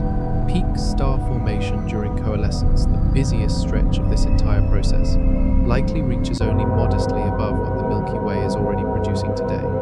Not the dramatic spike you'll find in older, simpler models, the kind that show a merger igniting hundreds of times the normal stellar birth rate in one sweeping event. The real modeling, built on the gas-poor state we already covered, lands somewhere far more restrained. An increase, yes? A dramatic explosion, no. What does show up in that modest increase is worth describing carefully, because the character of these new stars is where the visual payoff actually lives. Many of them form massive, hot and blue, the kind of star that burns through its fuel at a reckless pace compared to something like our own sun. Some of these stars will live for only a few million years before dying, a blink of an eye set against the billions of years the rest of this collision takes to unfold. For that brief stretch, though, they light up the wreckage. Picture the merger zone, the tangled bridges of gas, and stretched out remnants of two former spirals, dotted here and there with clusters of these newborn stars, each cluster casting a temporary blue tint across the debris around it. Not a wall of light, not a single blaze bright enough to define the whole sky. Pockets, scattered points of intense, short-lived brilliance, burning hot and burning fast against a much older, much redder backdrop of stars that have been shining steadily for billions of years already. And burning fast means dying fast. Every one of those massive blue stars is living on borrowed time from the moment it ignites, and when it finally runs out of fuel, it doesn't fade quietly the way a smaller star would. It goes out as a supernova, tearing itself apart and scattering everything it built up across its short life back into the surrounding As we track gas. along the Terminator, Heavy elements, the sheer kind scale that of the don't lunar exist in landscape the raw becomes hydrogen. This whole process started from get seeded into the wreckage this way, one exploding star at a time, laying down material that a future generation of stars, and possibly future planets, will eventually be built from. There's something worth sitting with in that. The same event, tearing two galaxies apart, scrambling orbits, flinging stars loose into intergalactic space, stalling black holes at the final passing, is also the event lighting new stars for the first time in this particular stretch of cosmic history. Destruction and creation, running side by side, powered by the exact same collision. Here's something that makes this whole story less speculative than it sounds. We don't need to wait billions of years to see what a galaxy collision actually looks like. Other galaxies are doing it right now, caught at different points in the same process. Andromeda and the Milky Way are about to go through. Their light has been traveling toward us for so long that what we're seeing already finished happening before Earth even existed. We're not predicting the future here. We're watching it, recorded in the past, still arriving. 45 million light years away sits a system astronomers call the antennae galaxies, and it's about as close to a live demonstration of a mid-collision merger as the universe offers. Two spirals, once separate, now locked together in the middle of tearing each other apart. The name comes from what happened to their shape once gravity got involved. Long tidal tails stretch out from both galaxies, hundreds of thousands of light years each, curving away from the wreckage like a pair of insect antennae reaching into the dark. Those tails are made of stars and gas, flung outward the same way we described happening to Andromeda's future, stripped loose by the same tidal stretching, just already finished, instead of still ahead of us. The middle of the antennae is where the real show is. Gas clouds from both galaxies are colliding directly, compressing, heating up, and igniting new stars at a pace far beyond anything either galaxy managed on its own before the collision started. Clusters of young blue stars light up the wreckage in patches, burning hot against the older, redder populations left over from each galaxy's original disk. This is the starburst we walked through a few chapters back, except here it isn't modest. The antennae still had plenty of gas left when they collided, and it shows. This is what a gas-rich merger looks like when it's given real fuel to work with. Move to a different system. The mice galaxies, sitting somewhat farther along in the same kind of process, and the picture changes. Here, the two galactic cores are still clearly distinct, two separate bright points instead of one, but they're connected now by a visible bridge of stars and gas stretched between them. Their tails trail out behind each core, thin and long, giving the pair its name. The mice show something the antennae don't. The stage where the cores themselves are approaching each other directly, still separate, but with the space between them narrowing. This is close to the moment we described earlier, the point where two black holes stop being distant neighbors and start sinking toward each other. Then there's Centaurus A, and this one shows you the ending. It's a giant elliptical galaxy, smooth and rounded, nothing like the tidy spiral shape either of its ancestors once had. Cutting across it is a thick, dark lane of dust, a visible scar left over from swallowing a smaller spiral galaxy at some point in its past. At its center sits an active black hole, one still feeding heavily enough to blast out jets of radiation visible across radio telescopes on Earth. Centaurus A is what happens after the tails fade, after the starburst burns out, after the two original shapes stop being recognizable at all. It's the elliptical, the red and dead future already arrived. Line these three up, and you get a complete flipbook of exactly what we've spent this entire video describing. The antennae show the starburst phase, gas-rich and dramatic, exactly the kind of fireworks people picture when they hear the word collision.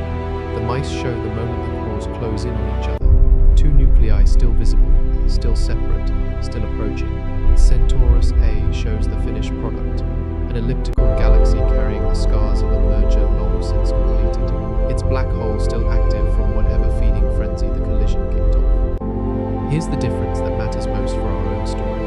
Every one of these systems collided while still holding on to plenty of gas, and that gas is exactly why their mergers look so violent, so bright, so dramatic from tens of millions of light years away.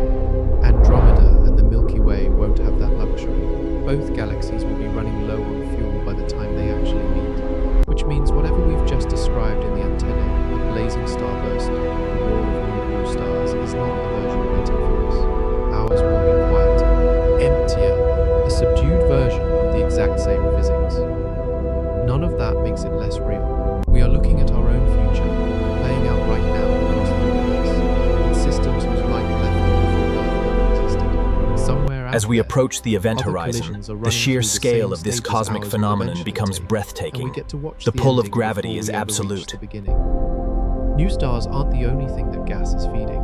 Some of that same disturbed material, the clouds compressed and reshuffled by the collision, never collapses into a star at all. Instead, it keeps falling, past the reach of any stellar nursery, down toward the two black holes waiting in the center of this newly forming galaxy. Nothing about that fall is direct.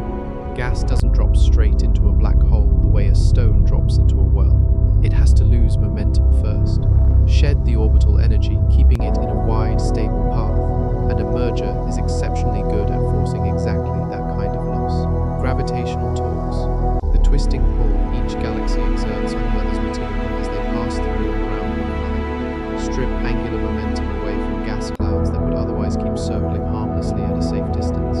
Tidal forces do the same job from another angle, stretching and compressing that gas unevenly until whatever orbital stability it had left simply comes apart. Strip enough of that stability away, and gas that used to sit comfortably in the outer disk starts sliding inward instead, funneled toward the core, the same way water spirals down toward a drain once you knock it off its calm, even circulation.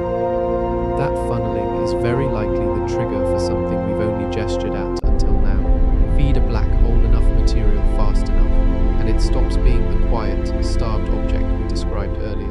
It wakes into what astronomers call an active galactic nucleus, a phase where the material spiraling in gets heated to extreme temperatures before it ever crosses the event horizon, screaming out light across the spectrum as it goes. Push that feeding rate high enough, and you're no longer talking about a modest active nucleus. You're talking about a genuine quasar, one of the single brightest sustained objects the universe is capable of producing. Scale is hard to hold on to here, so put it against something concrete. An AGN phase powered by this kind of merger-driven feeding could release energy comparable to 100 million supernovae going off at once, not sequentially. Comparable, in total output, to that many stellar explosions combined, radiating outward from a single point at the center of the galaxy for as long as the feeding keeps up. Here's what makes this chapter's setup worth pausing on. This isn't some far future hypothetical waiting on the collision to arrive. Andromeda's black hole is already showing signs of exactly this kind of stirring, right now, with no collision anywhere near it yet. Since 2006, X-ray flares have been detected coming from its central black hole, sudden spikes in high-energy radiation consistent with material falling in and heating up before crossing the point of no return. These flares aren't the sustained roar of a full quasar. They're brief, irregular, nowhere near the scale of what a merger-fed AGN phase could eventually produce. But they matter precisely because of when they're happening. Billions of years before any collision, long before Andromeda and the Milky Way have even begun their first close pass. Something at that black hole's edge is already stirring. Which leaves an uncomfortable question sitting at the end of this chapter. If the black hole is already flickering awake on its own, untouched by any collision, fed only by whatever stray material happens to wander close enough on its own schedule, what happens once an entire galaxy's worth of disturbed, funneled gas finally arrives at its dawn? Set aside the merger for a moment. Set aside every future timeline we've walked through so far. What's actually happening at Andromeda's center right now, independent of anything still billions of years away, deserves its own close look, because it undercuts something most people carry into this topic without ever questioning it. The phrase sleeping monster gets thrown around a lot when people talk about quiet, supermassive black holes, and it's an easy image to reach for. Something enormous, dormant, waiting. But dormant isn't quite the right word for what the Chandra X-ray Observatory has actually recorded over the better part of 2 decades of watching this exact object. Chandra's been monitoring Andromeda's course since the early 2000s, and for most of that stretch, the signal it picked up was steady, low, consistent with a black hole barely feeding at all, sipping at whatever thin trickle of gas happened to drift close enough. That's the baseline. That's the picture people mean when they call it sleeping. But baselines get punctuated, and this one has been punctuated twice in ways that don't fit quietly into the dormant story. The first came in 2006. X-ray brightness from the core spiked by a factor of 100, a sudden sharp jump that dwarfed anything the steady baseline had produced. Then it faded. Not instantly, but over time, the signal dropped back down, and for a while, it looked like exactly what you'd expect from a starved object. An isolated event, some unlucky clump of gas wandering too close, burning off in a brief flare before things settled again. Except things didn't fully settle. Years later, a second flare hit, and this time the baseline that followed never dropped all the way back down to where it started. Chandra's readings after that second event show a black hole running consistently hotter than it was before 2006 ever happened. Not screaming. Not anywhere near a full quasar, just elevated, in a way that stayed elevated, as if something about its feeding pattern shifted permanently, rather than snapping back to normal. Here's where the evidence stops being just X-rays. Around the same windows as those flares, detectors built to catch high-energy neutrinos picked up bursts arriving from Andromeda's direction, lining up with the timing of the X-ray spikes, closely enough that it's hard to write off as coincidence. Neutrinos are notoriously difficult to trace back to a specific source. They pass through nearly everything without interacting, which makes a correlation like this stand out. 2 completely different kinds of signal, recorded by 2 completely different instruments, both spiking at the same moments from the same direction in the sky. What that correlation suggests, stated plainly, is that something at the black hole's edge is genuinely transitioning toward more activity. Not idle speculation, a real pattern showing up in independent data. What it doesn't do is settle. Astronomers studying this are still genuinely divided on the cause, and that division is From worth this noting vantage honestly, point, rather the than Earth dropping seems past. fragile Whether against this the reflects backdrop some of kind this natural distant cyclical alien feeding world. pattern, this black hole has always had one nobody happened to catch before Chandra started watching closely, or whether it's something newer, an actual shift in its long-term behavior, remains an open argument among the people running the analysis. Which leaves this chapter exactly where it should sit, unresolved.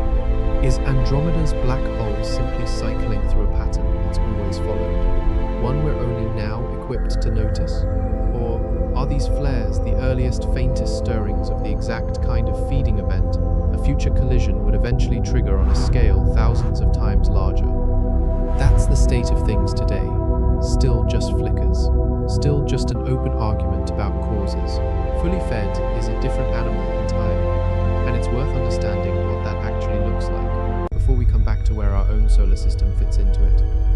And An active galactic nucleus running at full strength doesn't resemble the occasional flare Chandra's been catching. A fully fed black hole surrounds itself with a spinning disk of infalling material, and friction inside that disk does something extreme to the gas trapped in it. Particles rubbing against particles, compressing, colliding, driving the temperature of that disk up into the millions of degrees before any of it ever crosses the event horizon. That heat doesn't stay quiet. It radiates outward across the entire electromagnetic spectrum, turning what used to be a dark, starved point in space into one of the brightest sustained objects a galaxy can produce. Heat isn't the only thing that comes out of it. Some of the infalling material never actually falls in at all. Magnetic fields twisted up near the black hole's poles grab hold of a fraction of that superheated gas and hurl it back outward instead, not in a gentle drift, but in a pair of narrow, focused jets blasting away from the poles at speeds close to the speed of light itself. Picture a lighthouse beam, except instead of swooping gently across a coastline, it's fixed, blinding, and long enough to stretch for hundreds of thousands of light years before it finally fades into the dark. That's the shape a fully active nucleus takes. Not a sphere of light swallowing the galaxy evenly, two narrow spears of radiation, aimed wherever the black hole's spin happens to point them. Here's the honest scale of what that could do, if it ever reached the wrong target. Radiation this intense concentrated into a beam of tight could in principle strip the atmosphere of a planet caught directly in its path, or sterilize an entire region of a galaxy unlucky enough to sit along that line. This isn't exaggeration for effect. It's the physical reality of what a jet like that is capable of carrying, given enough time pointed at the same patch of sky. But that's the worst case version, and the research doesn't actually point there for this particular merger. As we already covered, both galaxies are running low on gas by the time they'd actually merge, and a starved system simply can't sustain the kind of feeding rate that produces an extreme, galaxy-sterilizing quasar. Most models built on Andromeda and the Milky Way's real measured gas content land on something far more restrained. A moderate AGN phase bright compared to the quiet state we've spent this whole story describing, but nowhere near the kind of jet capable of scouring a galaxy clean. Moderate is still not nothing though, and that's exactly where the personal stakes come back into focus. Whether our own solar system will ever sit inside that blast radius depends entirely on one thing we've already spent an earlier chapter containing, where we actually end up once the merger's gravitational chaos finishes reshuffling every orbit in both galaxies. Flung outward to a wider orbit, or ejected from the system entirely, both push us farther from whatever's happening at the core. Stay closer to where we started, and the math looks different. The jet's danger isn't abstract, it's a question of address. So ask the question directly, without hiding behind another chapter of setup first. Given everything laid out so far, the ejection odds, the relocation odds, the jet capable of stripping a planet bare, what does all of that actually add up to for a solar system like ours? Go back through the outcomes we've already walked through, and look at them together instead of one at a time. Billions of years these remnants have drifted, illuminated by the warm glow of a distant star. A smaller slice ejects it completely, out past the edge of the merged galaxy entirely, into open space with nothing left to orbit. Both of those outcomes, the wide relocation and the outright ejection, share something in common that's easy to miss when you're studying them separately. They both take us farther from the core. Not closer, farther. That matters more than it might sound like at first. The most severe effects of an active nucleus, the heat, the radiation, the jets capable of scouring the region clean, don't spread evenly across an entire galaxy. They're concentrated close to the center, strongest right where the black hole sits, fading fast with distance the way any A fiery radiation dance source does. between the moon galaxy and its tens parent of thousands planet, of light years a across. truly There's peaceful plenty of room cosmic between its mood. violent core and its quiet outer reaches. And the simulations we've already covered, the ones tracking where stars like the Sun actually end up once the gravitational chaos settles, keep landing on the same general answer: farther out, not farther in. None of this is a guarantee, and it's worth being honest about exactly where the uncertainty still sits. Every star's path through a merger this violent depends on the specific angle, the specific timing of whatever close gravitational encounters it happens to have along the way, and those details aren't something astronomers can predict star by star. We know the odds. We know the broad shape of where most stars end up. We don't know and can't know in advance exactly which path any single star takes once the chaos actually starts. That gap is real, and it's not closing anytime soon. But sit with what the odds are actually telling us, even with that gap left open. The image most people carry into this topic, a solar system caught directly in a blinding beam of radiation from an awakening quasar, incinerated by the very collision that was supposed to be the danger, isn't where the evidence points. The dramatic version of the threat, the one that shows up in the postcard footage, keeps failing to materialize once you actually run the numbers. Which means the real existential threat here was never the fireworks, it was never the black hole, the jet, the sudden violent flash everyone pictures when they hear the word collision. If anything is actually going to end this story for us, it's not going to arrive with any drama at all. It's going to be slower, quieter, already running in the background on a clock that doesn't care what Andromeda does or when it arrives. And that quieter force is going to finish the job long before any... From the surface of this distant moon, we witness the fragile beauty of our home, the Earth. The black hole merger, the recoil kick, the starburst, the quasar phase needs billions of years and an entire second galaxy to even get started.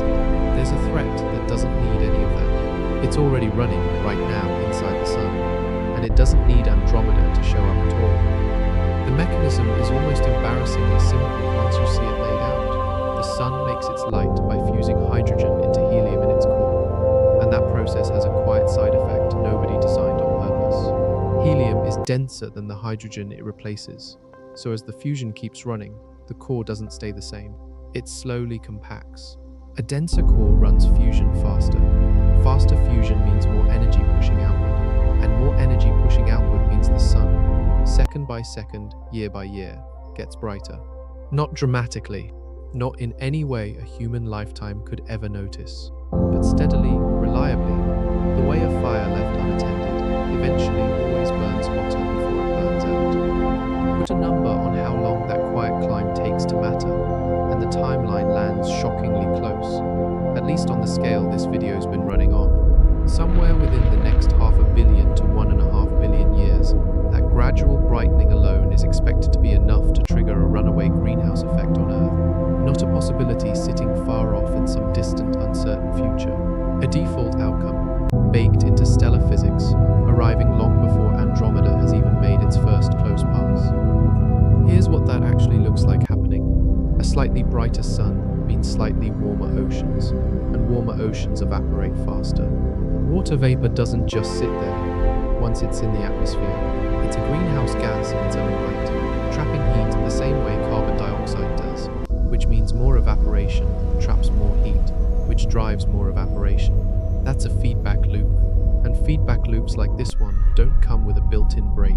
Once it starts turning, there's no natural mechanism waiting to slow it back down. It just keeps compounding, hotter feeding, wetter feeding hotter, until the oceans that started the whole process are gone. Look at where that leaves Earth by the time any collision-related event could ever matter, and the comparison isn't subtle. A surface baked dry, atmosphere thickened with trapped heat, temperatures nowhere near anything a human body, or most life as we understand it, could survive. Venus already shows us what that endpoint looks like. A rocky world, roughly Earth's size, sitting under a thick, heat-trapping atmosphere, with a surface hot enough to melt metal. That's the direction this feedback loop points. And it's the direction Earth is heading well before any galaxy from 2.5 million light-years away finishes closing the distance. Which forces a reframe that's honestly been sitting underneath this entire video without being said outright. Every single thing we've covered.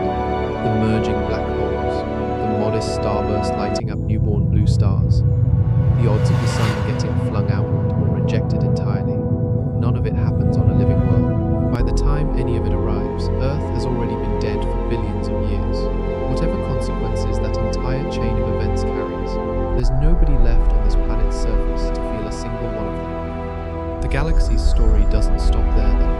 It keeps going either way. The mergers and the ejections and the slow fade towards something red and quiet. In indifferent to whether anyone's still watching from down here. The universe is a We already tapestry named the woven real with the light threat in of the last billions of chapter. galaxies, Now walk each through it one an slowly, island universe step of by stars step, and dust. because the timeline itself is worth sitting with. Long before any galaxy shows up, Earth has its own schedule. And that schedule doesn't bend for anything happening 2.5 million light years away. Start at 600 million years from now. The sun's slow brightening has been raising global temperatures the entire time. But the first real casualty isn't heat directly. It's carbon dioxide. As the planet warms, weathering of rocks speeds up, and weathering pulls carbon dioxide out of the atmosphere faster than it can be replaced.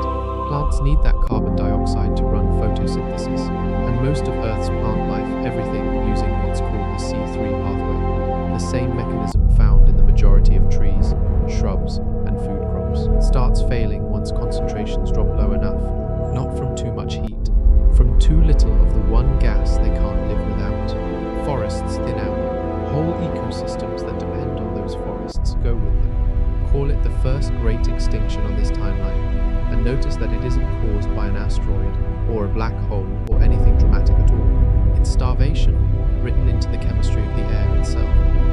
Push forward to 800 million years out, and even the plants built to handle low carbon dioxide finally run out of road. C4 plants, the hardier pathway that evolved specifically to survive thinner concentrations. Plants like corn and sugarcane use this system today, follow the C3 plants into decline. Once they're gone, complex plant life is functionally extinct across the planet, and plants were never just seen. They were the machinery generating the oxygen everything else breathes. With photosynthesis gone, atmospheric oxygen starts falling with nothing left to replenish it. By 1 billion years from now, the story stops being about chemistry and becomes about water directly. The sun is brighter still, oceans are warmer, and warmer oceans evaporate faster. That evaporated water becomes vapor sitting in the atmosphere, and water vapor traps heat the same way carbon dioxide does. More heat means more evaporation. More evaporation means more trapped heat. That's the feedback loop we've mentioned before. And this is the point where it stops being gradual and starts running on its own. At the Earth edge of enters the what's vibrant called a moist nebula, greenhouse the state, interstellar cloud, a runaway climb with no break built into it anywhere. 500 million years past that, around 1.5 billion years from now, the oceans have finished the job the feedback loop started. All of it, This every vast sea, ocean every remaining world. lake has boiled away into the atmosphere and then been stripped off into space by the sun's radiation. Surface temperatures now exceed the boiling point of water everywhere on the planet, including the poles, the one place that used to stay cold no matter what happened everywhere else. Somewhere between 2 and 3 billion years out, the sun's total brightness has climbed 35 to 40% above where it sits today. That's enough heat to start doing something water alone never could, melting the crust itself. The rock that makes up the surface begins to soften and flow under temperatures that would have been unimaginable at any point in Earth's actual habitable history. This is the Venus stage, a rocky world about the right size, sitting under conditions that make its surface not just lifeless, but actively hostile to the idea of a solid, stable ground. And by 4 billion years from now, right around the same window we've used throughout this video for Andromeda's first close pass, the sun itself starts changing shape. It begins swelling into a red giant, and depending on exactly how far that expansion reaches Earth, either gets cooked to a bare, sterilized rock, orbiting just outside the sun's new outer edge, or it doesn't survive as a separate object at all, swallowed directly into the expanding photosphere of the star that built it. Here's the reframe worth carrying into everything that follows. Every scenario we've walked through in this video, the black hole merger, the recoil kick, the odds of ejection, the modest starburst lighting up newborn stars, every one of them unfolds on a world that's already been dead for billions of years by the time any of it happens. The galaxy's drama keeps running regardless. Nobody's left to watch it arrive. Sit with what that actually means. Every threat in this story that involves Andromeda comes with a probability attached. 50% for a merger, 12% for ejection, a coin flip on the entire premise. This one doesn't. The quiet death of a world running on a schedule set by a star that never asked anyone's permission is the only guaranteed event in this entire story. Everything else is just possibility.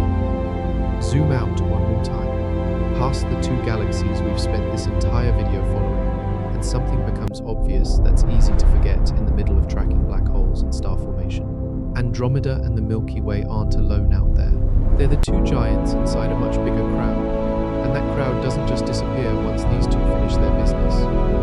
Triangulum deserves to come back into this story properly, not as the footnote it's been treated as up to this point. We already used its gravity once, back when we walked through why the old 4 billion year certainty fell apart. That wasn't a passing detail. Triangulum's pull, and the fact that it's apparently falling toward Andromeda for the first time rather than sitting in some old settled orbit, is one of the specific reasons the newest simulations stopped treating this collision as guaranteed. It's not decoration in the model, it's load bearing. But Triangulum is just one member of something much larger. The local group holds more than 50 galaxies total, and once Andromeda and the Milky Way finish whatever version of this merger actually plays out, the story doesn't end there. It keeps running, on a time scale that makes everything covered so far look almost immediate by comparison. Roughly 150 billion years from now, most of what remains in the local group, the dwarf galaxies, the smaller satellites and Triangulum itself, most likely, eventually gets pulled into whatever merged remnant Andromeda and the Milky Way leave behind. 150 billion years.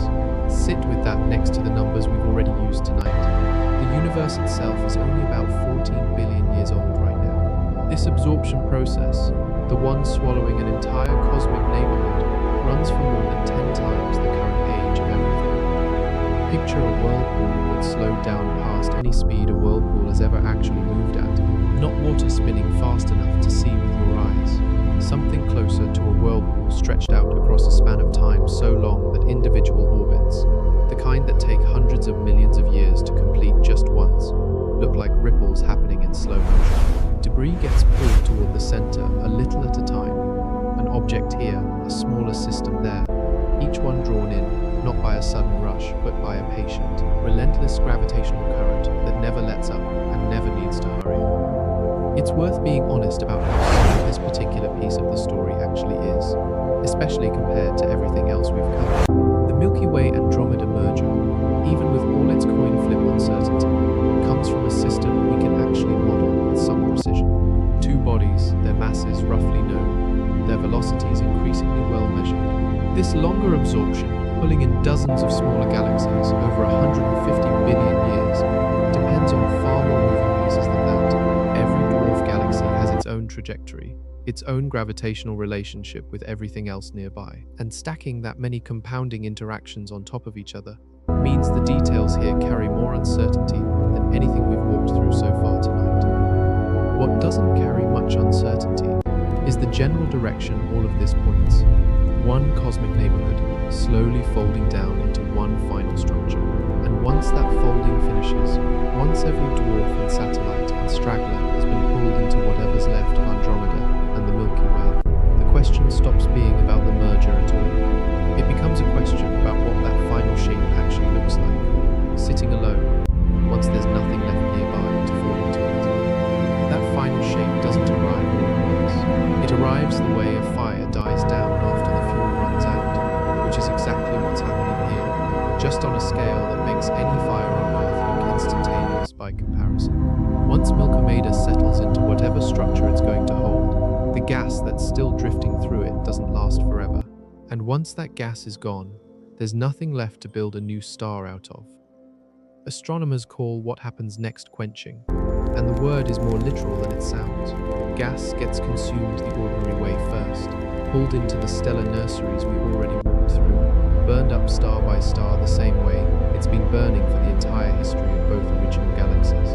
But consumption alone doesn't finish the job. Some of what's left gets blown clean out of the galaxy entirely, driven outward by the shock waves of dying supernovae, and by whatever winds the newly merged black hole kicks up during its active phase. Between the two processes, burning what's there and expelling what's left, the fuel supply doesn't just shrink, it runs out. Watch what that does to the color of the galaxy over time, because this is where the character of the whole structure starts to shift. Massive blue stars, the kind we described lighting up the merger zone earlier, don't last. They burn hot and they burn fast, and a few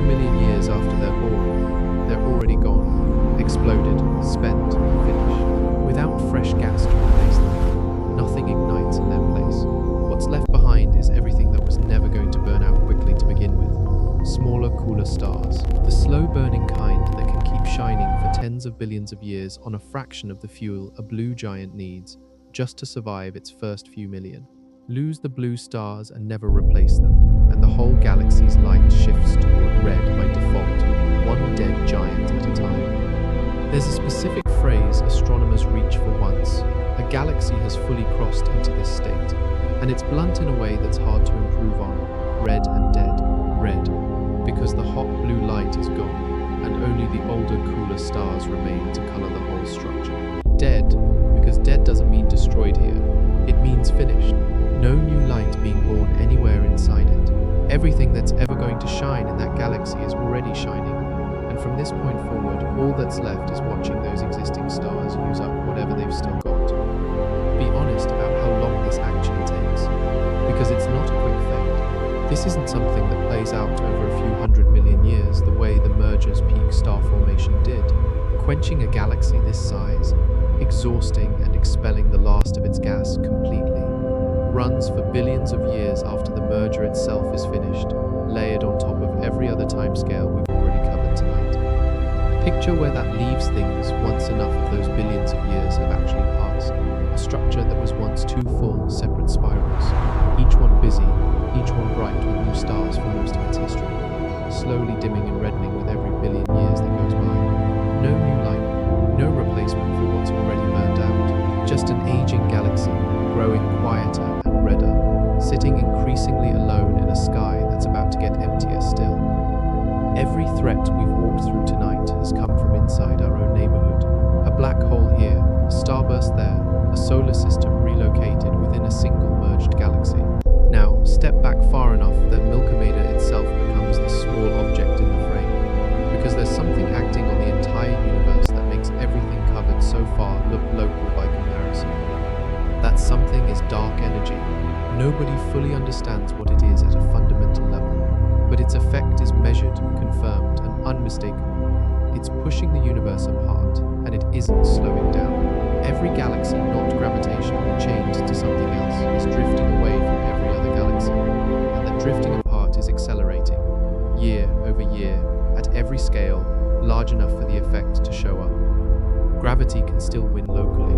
That's the entire reason Andromeda and the Milky Way are even having this conversation with each other. And it's the reason 150 billion years of slow absorption can pull the rest of the local group into one final structure. Bound systems stay bound. Once you're not bound to Andromeda, once you're one of the neighboring groups or clusters sitting out past the edge of whatever gravity can still reach, dark energy has the final word. And its word over a long enough stretch of time is distance. Nothing can close again. Every one of those unbound neighbors is going to keep receding, faster and faster, until eventually each one crosses a line where its light can never reach Andromeda again. Not because the light stops existing, because the space between here and there is expanding faster than that light can cross it. Once a galaxy crosses that line, it's not just far away anymore. It's gone permanently from anything Andromeda could ever observe again. Think about standing on an island, watching the tide slowly rise around every other island on the horizon, not sinking them, just carrying them farther out, one at a time until each one dips below what your eyes can still resolve. First, the closest island disappears. Then the next. The tide doesn't announce which island goes next or when.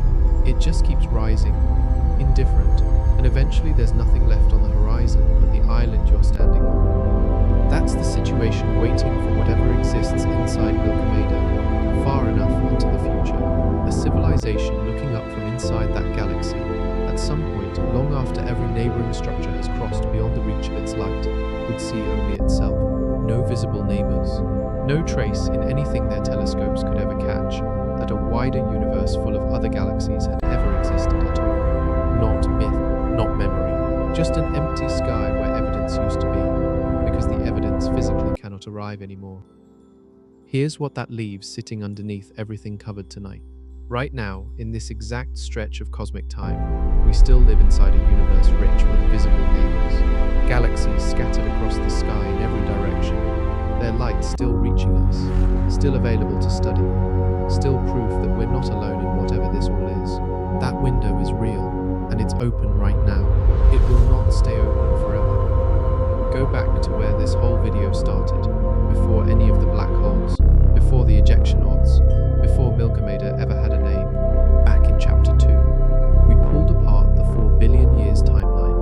the one that's been repeated so often, it stopped sounding like a prediction and started sounding like a fact. Textbooks state it, documentaries state it. It gets treated the same way you treat the distance to the moon. Something settled. Something. These are the final moments of a dying star, casting its golden light across the cosmic expanse. That number was never a fact.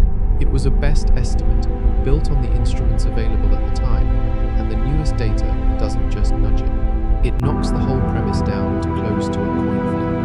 50% odds of any merger at all within 10 million years. Less than 2% odds of the specific head-on collision people grew up picturing, arriving on that original schedule. Somewhere along the way, a rounding error in public understanding turned a probability into a certainty, and it took Gaia's sideways measurements, plus 100,000 separate simulated futures, to drag that certainty back down to what it actually was.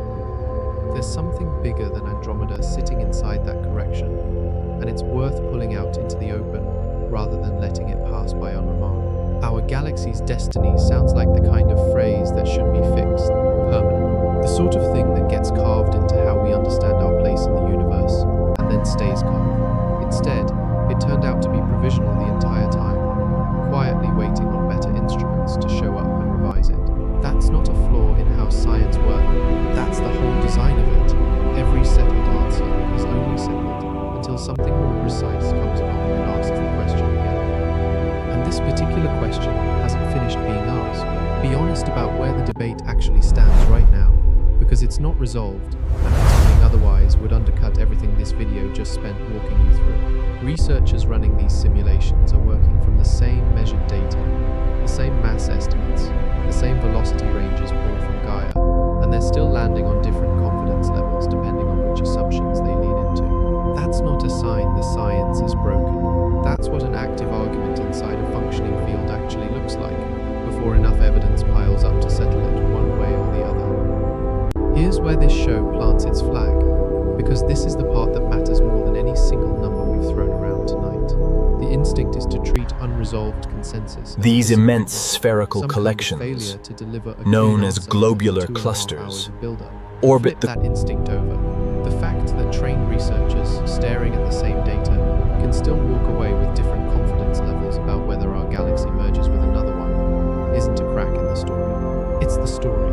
Uncertainty, this honest, sitting at the center of a question this large, isn't a flaw waiting to be patched. It's what genuine, still unfolding knowledge actually looks like from the inside, before anyone's had the chance to call it finished. Which leaves one more place worth standing before this investigation closes for good. One place left to stand, and it's the same place this whole investigation started. Go back to the opening image, the one that framed everything that followed. You, standing under a night sky, already touching a galaxy you can barely see. Everything covered since then has been building toward paying that image off properly. And this is where that happens. Picture the sky during the actual first close pass, assuming the merger scenario is the one that plays out. Andromeda no longer sits as a faint smudge, easy to miss if you don't know where to look. It stretches across a huge arc of the heavens, a dominant structure taking up more of the sky than anything humans have ever pointed a telescope at. Tidal streams reach out from both galaxies, faint glowing arms drawn out by the stretching pull we described chapters ago, threading through the dark between the two colliding disks. Scattered through the wreckage, pockets of newborn blue stars burn hot and short-lived, casting a temporary tint across regions of sky that used to be quiet and empty. It is, by any honest measure, a colossal Jupiter-like storm dominates the sky of this ancient world, a mesmerizing vortex of energy and color. And it needs to be said plainly rather than softened. No human will ever see this. No descendant of humans will ever see this. We already walked through why. Chapters back, Earth's biosphere doesn't survive long enough. The sun's slow brightening finishes the job billions of years before Andromeda ever gets close enough to fill the sky the way we just described. Every scene in this chapter is real, physically accurate, built from the same simulations and measurements the rest of this video has needed. And every scene in this chapter happens on a world with nobody left standing on it to look up. Sit with what that actually means, rather than rushing past it. Everything in this video, the black hole spiraling toward its counterpart, the modest starburst lighting odds of a lone yellow star getting flung into Billions open of space, miles from none Earth, of it was the ever comet really leaves a information trail meant of for us ice to and use. dust, We're not going to kissed be by the here to light apply of the it, nearby to nebula. prepare for it, to watch it confirm or contradict what we predicted tonight. What we've actually built across every chapter is closer to a record, something left behind for whatever comes after us, biological or not, human or something else entirely, that might one day be capable of reading it and checking our work against what actually happened. There's no need to dress that fact up further. It doesn't require more weight added onto it, no swelling music, no dramatic pause for effect. It's simply true, and true is enough. We looked closely enough to describe a sky nobody alive will ever stand beneath, and that alone is worth having done. Say the plain version of it, without the headline dressing, this topic usually gets. Andromeda was never coming for us, the way the postcard version of this story suggests. We were always going to be gone long before it arrived. And whatever is actually coming for the galaxy itself. At the edge of the nebula, we find a globular the cluster, isolated ball of dark energy, a spherical collection of up to a an million entire cosmic stars. neighborhood, The is silver bigger and reflections on stranger this than any icy single moon collision suggest could the ever be presence on of its own. water, a Go key back element in one our final search for time to life where beyond this all Earth. began. The halo overlap from the opening minutes wasn't a metaphor. That collision, the one everyone assumes is still waiting somewhere in the future, has in the truest sense already been running, quietly, invisibly for over 1 billion years, since long before the first humans ever existed. Orbiting this silent world reveals the intricate beauty of its rings, illuminated by a distant sun. Through an emptying universe. It carries the scattered remnants of 2 spirals that used to have names, 2 black holes fused into one, and possibly, if the odds broke a certain way, a single yellow star flung out to its far lonely edge. All of it, every merger, every ejection, every flicker of a black hole waking up, unfolds across a span of time that makes the entirety of human history look like a single heartbeat. If this kind of deep dive is the kind of thing that keeps your mind running long after you should have gone to sleep, subscribe and come back for the next one. The investigation doesn't end here. It just moves on to the next unanswered question.